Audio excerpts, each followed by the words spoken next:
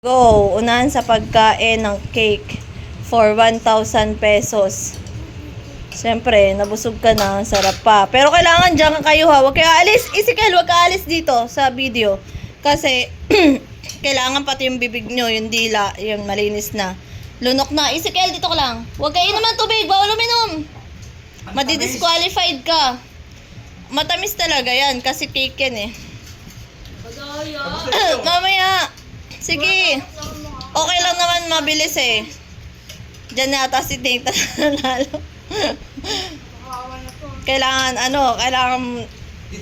kita pati.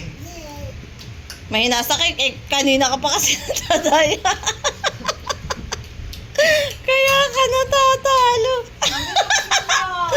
Wait lang, kasi meron pa sa ngipin eh. Tinitignan ko, pag complete na.